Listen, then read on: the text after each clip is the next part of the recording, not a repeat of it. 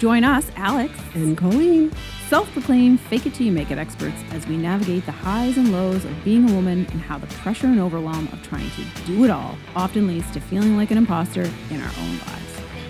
On today's episode, Colleen and I talk about imposter syndrome and the work from home roller coaster, especially if you are a creative entrepreneur.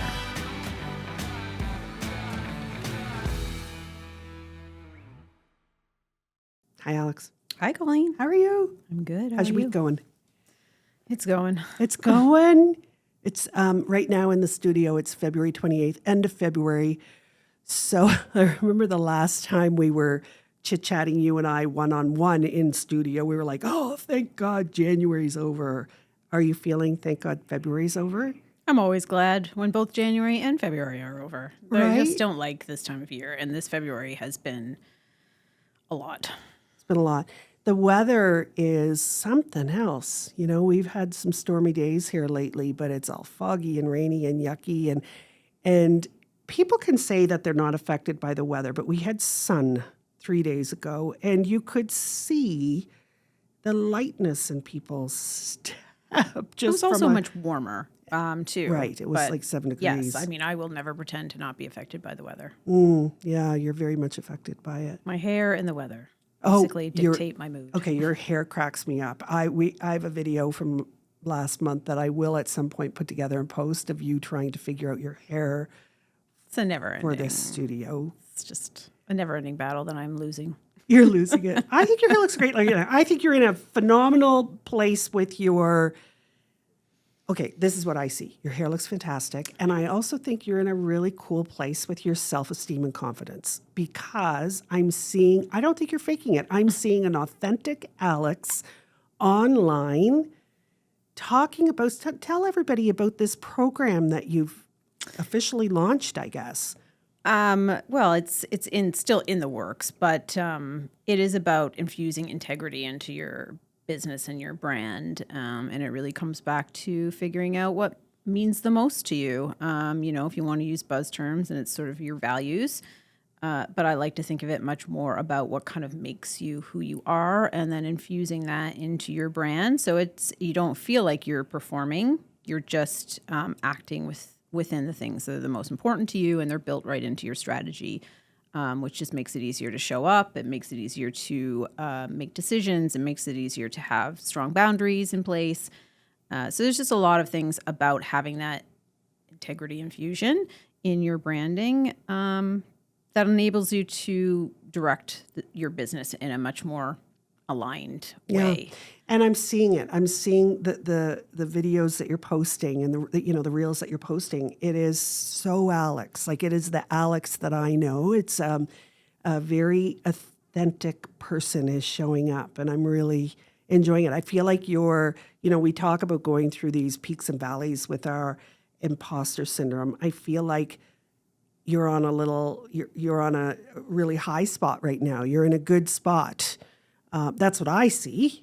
I mean, and I appreciate that. Thank you very much. And like everything, it is ebbs and flows. And some days, I really feel on top of things. And other days, it kind of just feels like everything is falling apart. So, I definitely feel much more aligned with what I'm doing. There's no doubt about that. But I also still feel periods of overwhelm. I'm not entirely there yet, and probably never will be, but definitely feel much more aligned in the types of content that I'm making and the messaging that I really do feel strongly about. But it's, social media is a highlight reel, right. And, there are weeks where I don't show up at all, and those are weeks when I just can't show up. Yeah, I'm not showing up at all right now. I feel like I'm not in a low, because I think I was in a little bit of a low in January. I think I'm coming into a bit of a climb at the moment, not up on a mountain, but I'm kind of climbing a little bit. I've got a little bit of momentum behind me, but still, I've got some sort of a creative block, imposter block, something where I'm not showing up quite the way I want to yet. One of the ways to combat imposter syndrome is to actually listen to how awesome the people in your life think you are. If you're looking for the perfect gift for a loved one, where you can tell them all of the things that make them special, visit my Drawbridge Creative Etsy shop and purchase a Things We Love About You custom poster. With several styles to choose from, it's a fabulous gift for any milestone birthday, anniversary, retirement, or just because. You need an integrity infusion? I might need an integrity infusion. I might Sounds need like a a little shot. work. Yeah, there you go. Right? Oh, hey.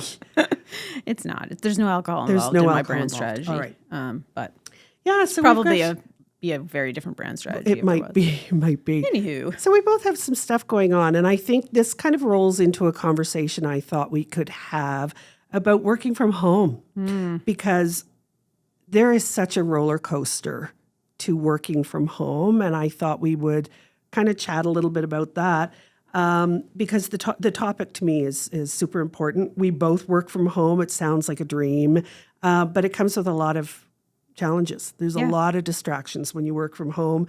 There's a lot of isolation. There's a lack of structure, so there's a fair bit of work that you have to do. And imposter syndrome makes it even trickier when you're feeling like you're not doing enough, or you feel like you need to work harder, work longer sometimes, because you're not in that traditional office setting. So there's this roller coaster of working from home. The work from home struggle, so let's talk about it. Is it a luxury or is it a lonely nightmare? I think for me, it depends on the day.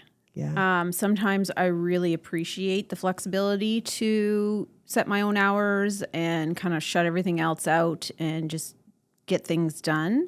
And other times it feels really isolating. It would be nice to have someone to bounce ideas off of. Sometimes I miss the collaborative nature of a more corporate structure. But ultimately, I prefer it. I have a space that I have that's designated as my office, and I think that makes a huge difference. And no one else is home. It's just me. So there's not as many distractions. I do have pets, which sometimes are frustrating. And like everyone that works from home, it is difficult to not be distracted by household things that need to happen. But I also like that I can throw in a load of laundry when I get up to use the bathroom or something like that. Yeah, it's great. I as well, I think it's great. And sometimes for me in that creative space, sometimes I need to step away from the computer to think, or to think through a process, or to think through an idea that I've got going on in my head. And I can think while taking a shower. I can think while emptying the dishwasher or folding the laundry. So sometimes, even though I'm not actually in front of the computer working, I'm working. It's those state changes. When I used to smoke, I really Right. came up with some of my best ideas on my smoke breaks. And then I quit smoking, and I was like, oh my God, I know nothing. But it is giving yourselves those opportunities for a state change, which just sometimes can jog the thought process in a different way. Yeah, some of the pros for me, I love not having a commute. I love getting out of bed, having my cup of tea, and then, starting my day after, a little face wash and a clothing change and sort of that stuff. But, there's no commute. You get working, Comfy clothes are a big thing for me. I love wearing, and I have what I call work clothes now, but they are comfy clothes. They are, very comfortable clothes. I love working in my own space. We both have lovely offices. It's a very creative space. I can tailor my days to my energy. And that's a new thing with ADHD with me. Whereas before I used to try and fight through, if I was having a down day, I would be pushing and pushing through. And now I allow myself some grace and allow myself to have those down days where I'm like, oh, I'm going to do a few other things today and not fight through to be creative, because you can't be creative every day. No. I can't. And then a big thing for me with working from home is the ability to be there for my family. Yeah, the flexibility is definitely a bonus. It's huge. It was huge when the kids were young to be able to go to all the hockey games and all that sort of thing. It was lovely. It was a nice bonus. But now with my aging parents, when a doctor appointment comes up or somebody has to see a specialist or like I can change anything in my schedule to match my parents' needs at the moment. Yeah, I really And that's appreciate huge. that too, to be able to kind of set the schedule that I want and be able to be there when my son gets off the bus or, go with my mother if she needs me to appointments or take Carrie to appointments or have my own appointments Right. and not have to ask someone's permission to be there. I really, really appreciate that. Yeah, it's a really a bonus to my lifestyle and to your lifestyle. The cons, a lot of isolation. And you mentioned about the Yeah. brainstorming and collaboration. Like there is something to be said for walking up to the water cooler and somebody else walk up to the water cooler and you both have a quick little chit chat. And then you end up at a boardroom table pounding out a few ideas together. There's really something to be said for that. Serving up hot brews, refreshing cold drinks, lots of fresh baked goodies, and delicious lunch options. Visit the Mellow Mug in the heart of Larry Utech for dine-in, takeout, or drive-through service. Their spacious cafe offers a casual and inviting vibe that's perfect for everything from enjoying a good book, hanging with friends, or meeting a colleague. The Mellow Mug is your neighborhood spot for great coffee and delicious eats and sweets. Yeah, there is. I mean, there, on the flip side of that too, it can be very distracting to work with other people if they are, coming into your office and stopping you in a flow state. So there's pros and cons to that as well. I think another thing too is that when you work at home, you really have to be organized. You have to be very diligent about your schedule so that you don't end up working, 12-hour, 14-hour days.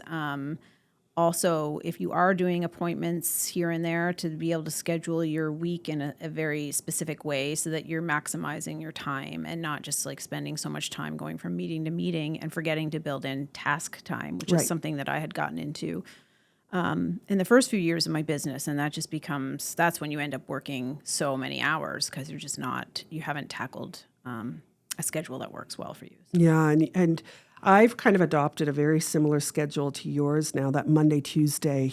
It's a game changer.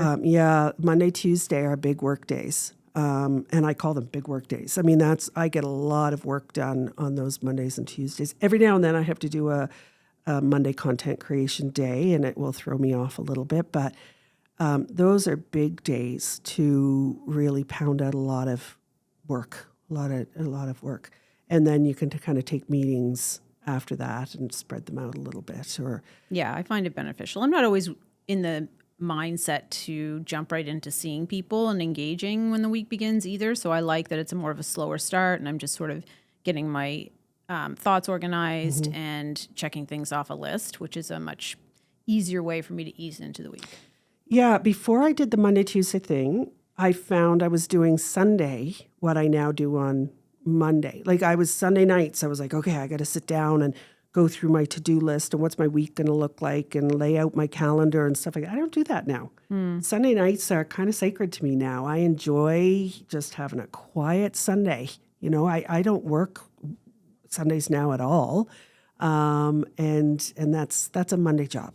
That's a sit down and figure it out. So yeah, the structure is super, super important. The home distractions, they can get you. The dishwasher, the cat, the Netflix. I mean, that's not something that ever comes into play for me during the day. Like the TV is never on. Mine's on. No. Yeah, I need the background noise. Now, I have switched a little bit to, when we started this podcast, I wasn't somebody that listened to podcasts. So I have switched sort of the background noise now to podcasts or music rather than the TV. It used to be the TV was going all the time as background, but now I have switched. I can't have that. I can't concentrate if there's something else going on. So I find that very distracting. Do you ever have the urge to just like reorganize the pantry when you're home? Not usually. No. Yeah, I do. No, because my days are so scripted that I don't typically feel the need to do anything else like that. Like it doesn't also those are just not things I ever want to do.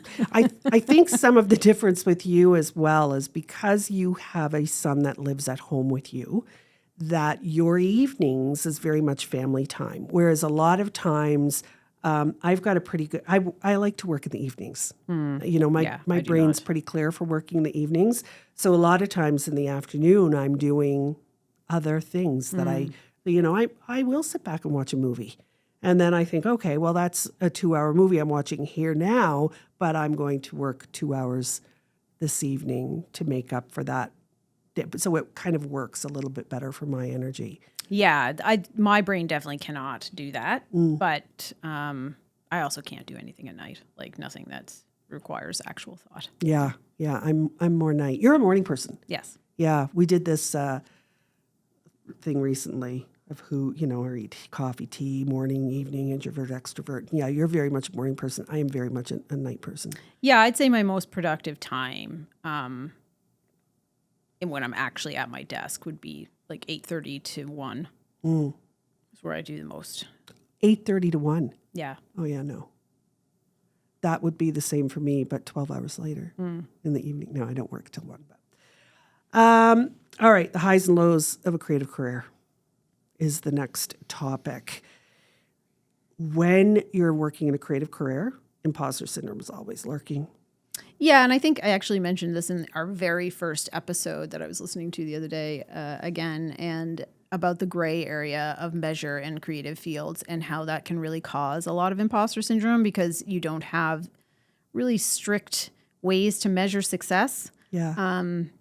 So that can really create some opportunity for making up narratives and making yourself feel unworthy or that you're not doing enough. So the highs are landing the exciting projects, working with great clients. We've got some great clients, you and I both.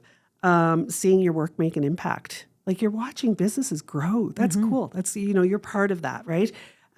Getting into a creative flow that clicks. Like when it clicks, man, those are good days. The lows are the creative droughts. Yeah, and you just really never know when those are going to happen or how you're going to get yourself out of them. And that can be pretty devastating if you've got deadlines to meet. So, yeah, there's definitely... You're not a procrastinator It kind of depends. I build myself in time to procrastinate. Oh. So I'm a planning procrastinator.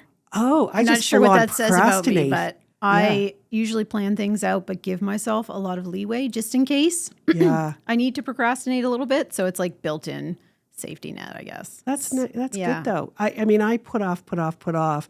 And then I'm like, I work better when I'm a little bit under pressure, but that doesn't work well with my lifestyle now with having parents that might all of a sudden somebody needs me. And that's the thing too. You just never know. Yeah. I like to build in a lot of time just because things can change and schedules can change. And So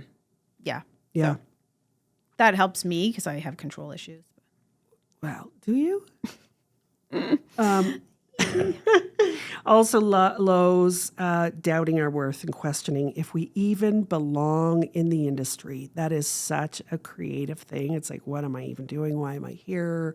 Does anybody care? Why aren't I getting clients? Is it because I suck? Like that is really hard to pull yourself out of that when you work from home, when you work for yourself. Sure, yeah. I mean, that's why we talk so much about community and having those outlets because often our own perspective is skewed. Yeah, it's very skewed. And the way we pull ourselves out of those lows, reality check. Every creative goes through this. I mean, it's not just the ones that are working from home. It's the ones that are working for corporate. They also go through this, And like you said, we talk to each other. You and I, thank God, we've got each other. And I think looking for inspiration too. Sometimes you can see how someone else is approaching something, and it can spark something in you to think about something differently. Inspiration, not comparison. Yeah, and not even and not copying either. Because I find that often I'm inspired by something I see, not to do it exactly that same way, but it's given me an idea about how to approach something differently. Right. So finding those like little sparks of thought in other people's work, I find very, very useful. Yeah, it's great. And setting the small achievable goals instead of going right for the gusto. Yes. Like sometimes you just have to take little steps And then all of a sudden it's like you're building on something. It's like, wow, this is working. It's working. And I think that comes back to defining what your measures of success are. Right.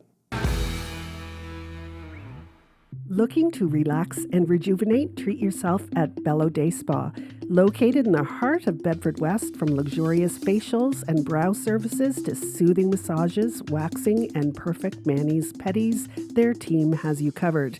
Bello Day Spa isn't just a place for pampering. Their friendly staff will help you find the perfect skincare products from their wide selection of premium lines. Ready to refresh your routine? Book your appointment today and discover why Bello Day Spa is your neighborhood go-to spot for relaxation and self-care. Bello Day Spa, your local relaxation retreat. Right. Then we've got how we support each other, you and I. You know, you've got to find your support people. You've got to have a work from home bestie. It's a game changer. It changed. I think for me, I always had Dad as my work from home bestie. You know, Dad always supported me, cheered me on, mentored what I was doing. He was very much in my business. And then COVID hit around the same time Dad had a stroke. And Dad wasn't able to do some of the things, mentor me the same way. And then you stepped in right at COVID, and you really picked up that the space I was needing. And It's high praise. Yeah, you know, you became my dad. No. I think it's very important. And I want to note, too, that you have to find someone who is working in a similar either field or way, or understands the unique struggles that you're having in a creative industry, because your corporate bestie may not be able to relate to some of the struggles that you're going through. Right. But that's a very strange thing, because I've had some people say to me, wow, you know, you and Alex, don't you have the same business? And doesn't that feel weird? And isn't that? No, it doesn't. I think, you know, if, you know, we just spoke recently with Nicole Lapierre. If if you're a photographer and you need support in your industry, or somebody to understand your industry, well, become a bestie with another photographer that's out there. They know it. They get it. They're there to support you and lift you up. And, you know, I don't think it's that whole collaboration over competition thing. Mm-hmm. Like, I never, ever look at you and think we're in competition over any of these clients that we're getting. We're not going after the same stuff. We're really not. We're different people. Yeah. I think it's different approaches and different, just different skill sets as well, like different things that we bring to the industry. So I think it's just important to have someone or several people that kind of understand the struggles that you're going through, if you're working from home or if you're having creative. That person also helps you celebrate your wins, because you tend not to want to celebrate your small wins. You don't even see them sometimes. Yeah. And, so true. You know, we've sat there and at different times at the coffee shop, and we celebrate each other's wins, and or point out something. Look what you did this week, or look at, you know, it's like, oh gosh, yeah, you know, that is pretty cool. Practical tips for success: create that routine. Yeah, routine is huge for me. It always has been. It really just keeps me accountable and lets my mind be in the right space at the right time, which is why I can't like do a midday movie thing, because my mind can't go back and forth like that. I just find that very, very difficult to move from state to state. Yeah. And that's also why I try to like schedule out my days, even if I'm in meetings, then it's a full day of meetings. It's not like a half day and going back, because I also find it very hard to go back into then doing it office work after being in that mindset. So routine is huge. Yeah, routine is huge. And it doesn't have to be a 9 to 5. It needs to be what works for you, you know. Set work boundaries. You know, you're big on boundaries. I'm learning to be much better with boundaries. Just because we work from home doesn't mean we're available 24/7. Yeah. Just because we work online doesn't mean we're available 24/7. I mean, you have to set those boundaries. Our wins folder, we talk about that all the time. Our hooray folder, you know. Yeah, taking time to recognize the things that you've accomplished is really a useful practice. Yeah, you know, with the ADHD brain, you have to, sometimes things seem overwhelming. Break it down a little bit, find your people, know when to step away. Mm-hmm. That's a big thing for me too. That every now and then you just need to go, I'm just going to step back for a minute and take a little break and see what's going on here. Yeah, a lot of times I'll kind of Evaluate. be, there's like nothing good is coming from me continuing on this path at this point. No, yeah, you're just fighting through it. Take your breaks. A lot of times when you take creative breaks, they lead to more creativity. So basically, if you're out there struggling, you're trying to figure out how to work from home and you're struggling with imposter syndrome, you're not alone. Every single creative entrepreneur out there is, there's pros and cons. It's not all perfect. Yeah, I think a lot of people think working from home is like you're just sort of living fancy free and doing whatever you want at any given moment. But a lot of times you end up working actually more hours if you don't have systems in place.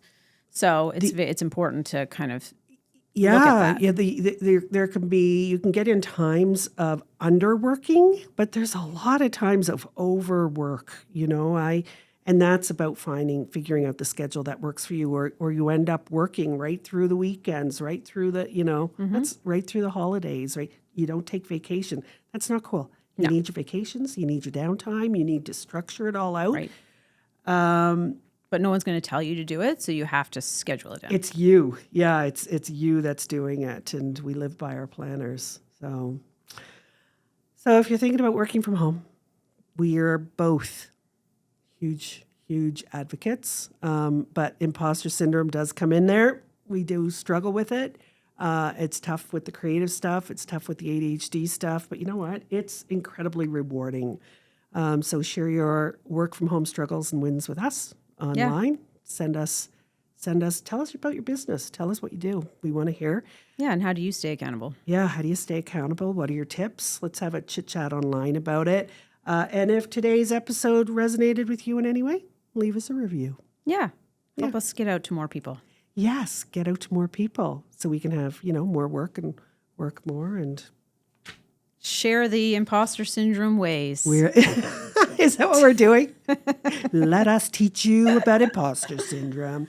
All right, thanks. That was a fun chat. I think if there's any chats that you want to talk about around imposter syndrome, we started the year with Alex and I talking about resolutions. Now we're talking about working from home. And then let's get into some deeper topics as the year goes on. Yeah, send us some requests. Yeah, thanks. Have a great one.